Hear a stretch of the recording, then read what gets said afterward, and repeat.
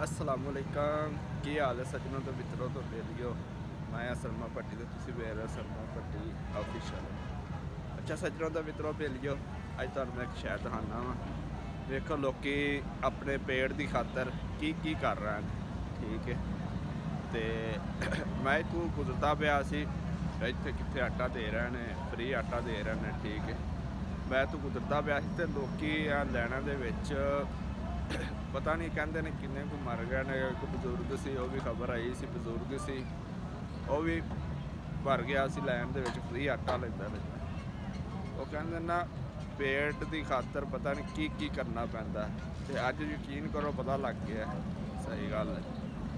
तो असा तो जे वेख्या कि अज तो जे हुण दुनिया ते समझ लो असीं ते इंज ही आए हैं, ठीक है।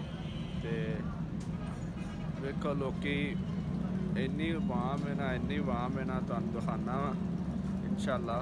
तो नाले बड़ा ही बुरा हाल है, रोज़े रखे ने लोकां, रोज़ियां दे विच आए ने, ठीक है। अल्लाह माफ़ करे हुकूमत वाले ने, हुकूमत वाले ने चाहिए कि लोग वोट तो लेंदे ने, उल्ले तो इन्हां नूं घर दा पता हुंदा है, लेकिन इन्हां नूं इह नहीं पता किहड़े गरीब है किहड़ा अमीर है।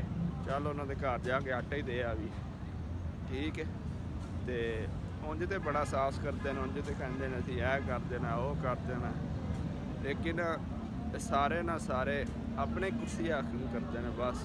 हुण वोट का टाइम आया ना, तो हुण इन्हां फ्री आटा का कट छड़िया।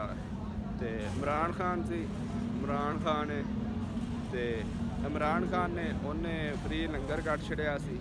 लो जी वाम इत्थे आवे, फ्री लंगर खाया वो खाया वो खाया, ठीक है। साड़ी वाम ही अज की पागल है। तो वाम है साड़ी केड़ा कित्थे लगदा उत्थे पिछे लग जाता है, ये नहीं वेंदा है बंदा सही है या सी किधर। वाम साड़ी अपने पिछे निकल गई ना, समझ लो उदों साड़ी वाम तरक्की कर गई, साडा पाकिस्तान तरक्की कर गया। तो तुहानूं इत्थे दिखाना वा कि हिसाब हो रहा है। किन्नी वाम हुई पई है, पता नहीं लग रहा इत्थे हुंदा की पिया। बंदे भी ने